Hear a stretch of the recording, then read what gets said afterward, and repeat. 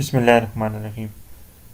अच्छा, जो लैब 8 थी उसकी पहली एक्टिविटी हमने कर ली थी, और दूसरी एक्टिविटी के अंदर हम ये देखेंगे कि एक एरे के एलिमेंट्स को हम रिवर्स कैसे कर सकते हैं। तो इस एक्टिविटी को प्रैक्टिकली परफॉर्म करने से पहले हमें इसे समझना थोड़ा सा ज़रूरी है, और वो ऐसे कि मैं आपको बताता हूँ इसमें हमने करना क्या है।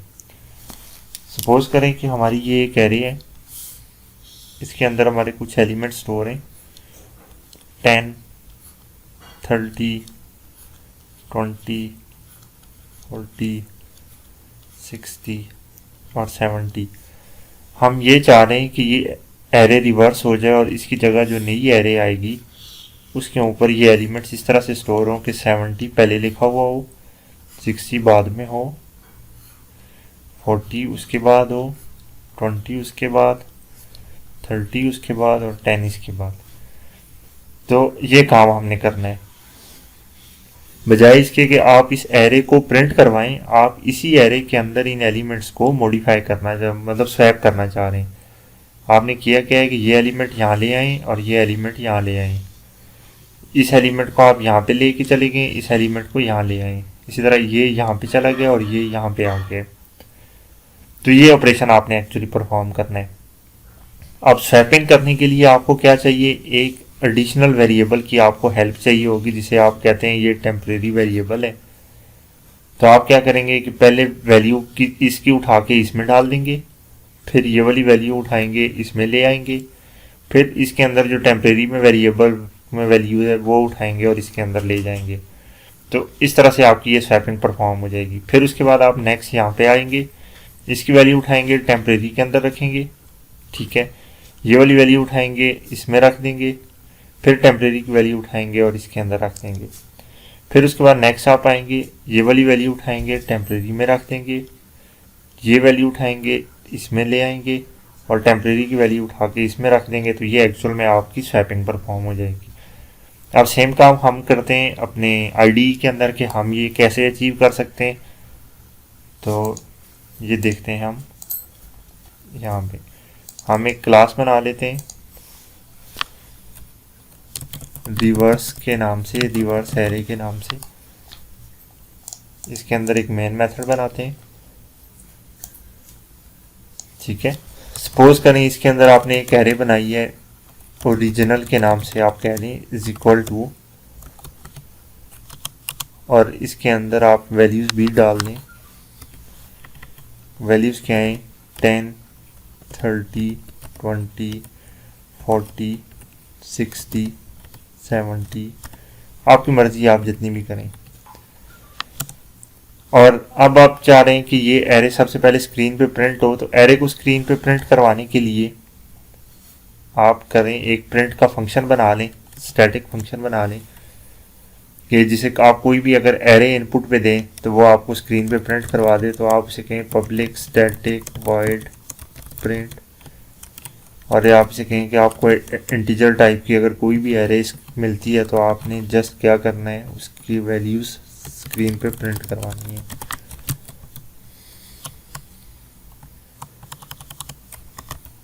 प्रिंट्स आप क्योंकि एरे पूरी प्रिंट करवानी है तो आपको फॉर लूप यूज़ करना पड़ेगा। मैं यहाँ पे एनहांस फॉर लूप यूज़ कर लेता हूँ। एनहांस फॉर लूप मैंने आपको बताया हुआ है, मैंने इसे कहा है कि जो एरे आपको मिलेगी उसमें इंटीजर टाइप की जो भी वैल्यू होगी वो निकालें और स्क्रीन पे प्रिंट करते हैं। System dot out dot print ln B, या प्रिंट बी और कॉन्केटिनेट इसके साथ कर दें स्पेस को, कि एक ही लाइन के अंदर ही ये सारा कुछ प्रिंट हुआ हुआ। तो अब उसके बाद आप यहाँ पे इस प्रिंट वाले फंक्शन को कॉल करें प्रिंट, और उसे ओरिजिनल एरे दे दें ताकि ये आपको स्क्रीन पे ओरिजिनल एरे लिखी हुई आए। आप प्रोग्राम रन करें तो आपको ये एरे स्क्रीन पे प्रिंट हुई हुई नज़र आ जाए। ये देखें, ये एरे आपके सामने स्क्रीन पे प्रिंट हुई हुई है। अब आप चाह रहे हैं कि इसको रिवर्स करें, तो रिवर्स करने के लिए आपको क्या करना पड़ेगा, फॉर लूप लगाना पड़ेगा int I is equal to 0। अब आई को आपने कहाँ तक चलाना है, ये सबसे मेन की है। अब देखें इस केस में, हमारे वाले केस में यहाँ पे टोटल कितने एलिमेंट्स थे, 1 2 3 4 5 6। तो जिस टाइम पे हम तीसरे एलिमेंट तक पहुंचे थे तो हमारी एरे के सारी जो स्वैपिंग थी कंप्लीट हो गई है, यानी आपने एरे के हाफ तक ट्रैवर्स करना है। अगर आप पूरी एरे ट्रैवर्स करेंगे तो ये दोबारा से एक दफ़ा फिर स्वैपिंग हो जाएगी और ये वापस आपकी ओरिजिनल एरे बन जाती है।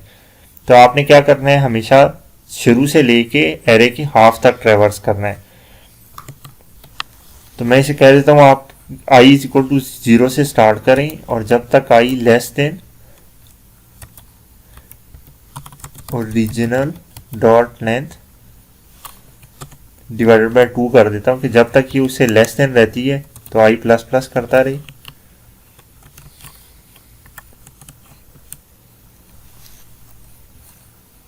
अब उसके बाद मैं सबसे पहले एक टेम्परेरी वेरिएबल में वैल्यू स्टोर कर देता हूँ। ओरिजिनल की ith लोकेशन पे जो वैल्यू है वो मैंने टेम्परेरी वेरिएबल में स्टोर करवा दी, यानी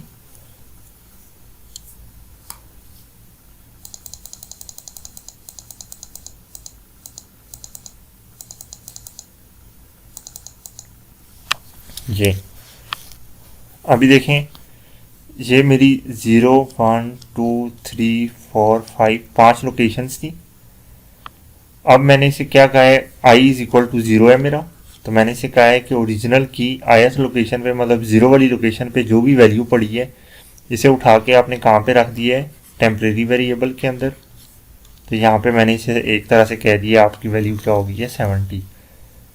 अब मैंने क्या करना है कि ये जो लास्ट वैल्यू है, ठीक है, इसे उठाना है और यहाँ पे लेके आना है 0 वाली लोकेशन पे। अब i अगर 0 है तो लास्ट के लिए मुझे i इज इक्वल टू 0 है, तो लास्ट वैल्यू मैं कैसे निकाल सकता हूँ, तो उसके लिए एक तो ये है कि मैं ओरिजिनल डॉट लेंथ लिखूंगा, तो ये मुझे बता देगा साइज कितना है 6। और अगर मैं डायरेक्टली 6 लिखूंगा तो वो मुझे एरर दे देगा कि भाई 6 तो array index out of bound है, क्योंकि 0 से लेके 5 तक एरे चलती है। तो मैं क्या लिखूंगा, ओरिजिनल माई डॉट लेंथ -1 तक, कि ये वाला जो एलिमेंट है इसकी वैल्यू उठा के अब आपने यहाँ पे स्टोर कर देनी है। तो मैं अब यहाँ पे लिखूंगा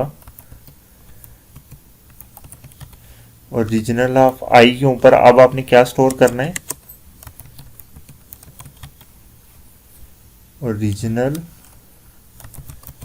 ओरिजिनल डॉट लेंथ -1, ठीक है। और इस -1 ये तो आप अगर ये ऐसे ही मैं लिखा रखूंगा तो फिर तो ये हमेशा कांस्टेंट ही रहेगा, लेकिन आप जैसे जैसे i की वैल्यू बढ़ेगी, i अब 1 होगा, तो फिर मैंने उसको इसमें से जो है ना 4 के साथ कंपैरिजन करना है। मतलब ये जो ओरिजिनल डॉट लेंथ -1 तो ये वाली थी, इसमें से i को फिर लेस भी करना है। तो मैं इसको पूरा कैसे लिखूंगा कि original dot length -1 minus i। तो शुरू में i की वैल्यू चूंकि 0 है तो ये आपका एक्चुअल में बनेगा क्या, आपने लिखा हुआ है original dot length -1 minus i, ये वाला इंडेक्स। तो ये वाला इंडेक्स कौन सा बनता है, देखें ओरिजिनल डॉट लेंथ कितना है 6 में से 1 गया तो कितना बच गया 5 में से i की वैल्यू निकालनी है। i की वैल्यू अगर क्या है 0, तो 5 में से 0 गया तो आपका आंसर आएगा 5। तो ये जो 5 वाले इंडेक्स की वैल्यू है वो आ जाएगी। जब i की वैल्यू 1 होगी तो उस टाइम पे क्या होगा, 5 में से 1 गया तो 4 आ जाएगा, तो मतलब 4 और 1 की स्वैपिंग हो जाएगी। फिर जब i की वैल्यू 2 होगी तो फिर 5 में से 2 गए तो पीछे क्या बच गया 3, तो फिर 2 और 3 की आपस में स्वैपिंग हो जाएगी। उसके बाद मजीद आपका लूप नहीं चलेगा क्योंकि आपने इसको चलाया हुआ ही हाफ तक है, तो आपकी ये स्वैपिंग जो है कंप्लीट हो जाती है यहाँ पे आके। तो अब ये जो वैल्यू है इसके ऊपर क्या स्टोर करना है, यहाँ से वैल्यू उठा के हमने ओरिजिनल के जो पहला इंडेक्स था वहाँ पे स्टोर कर दिया, और इसके ऊपर क्या स्टोर करेंगे, जो टेम्परेरी वेरिएबल में हमने होल्ड की हुई थी वो स्टोर कर देंगे। तो इस तरह ये आप स्वैपिंग पूरा, ये जब लूप हाफ में चलेगा तो स्वैपिंग कंप्लीट हो जाएगी। अब उसके बाद आप अगेन एरे को प्रिंट कर लें, प्रिंट कि आप इसे कहें कि ओरिजिनल को दोबारा प्रिंट कर दें। तो आप देखिएगा कि जो ओरिजिनल एरे थी और जो दोबारा इस लूप के बाद एरे थी, ये दोनों आपस में टोटली डिफरेंट होंगी। हाँ, इसको प्रिंट से पहले system.out.println भी कर दें ताकि ये नई लाइन के अंदर आपको लिखा हुआ नजर आए, एक लाइन का बीच में स्पेस आ जाए। ये देखें, ये पहले ओरिजिनल एरे थी, अब ये आपने ये स्वैप कर दी है एरे। तो इस तरह से आपने एरे स्वैप कर दिया। अब आपके पास जो ओरिजिनल एरे है उसके अंदर डाटा इस फॉर्मेट में पड़ा हुआ है। ये मतलब एरे के अंदर एक्चुअल कंटेंट्स को स्वैप करना होता है। आपको अगर कोई ये कह दे कि भाई ये एक ओरिजिनल एरे है और इसके कंटेंट्स आप रिवर्स ऑर्डर में डिस्प्ले करवाएं, तो वो फिर सिंपल लूप आप कैसे चलाएंगे? उस पर्पज़ के लिए आप लूप को यहाँ से चलाएंगे और उसे डिक्रीमेंट करते हुए यहाँ तक लेके आएंगे। ठीक है, आप कहेंगे कि आई की वैल्यू जब तक है, आई की वैल्यू आप कह दें कि ओरिजिनल डॉट लेंथ है, और जब तक आई जो है ना वो 0 से ग्रेटर देन होती है या इक्वल टू 0 है तो आई माइनस माइनस करते जाएं। तो ये लूप उल्टा चलेगा, तो वो फिर उल्टी साइड से वैल्यूज़ आपको प्रिंट करवा के स्क्रीन पे दिखाना शुरू कर देगा।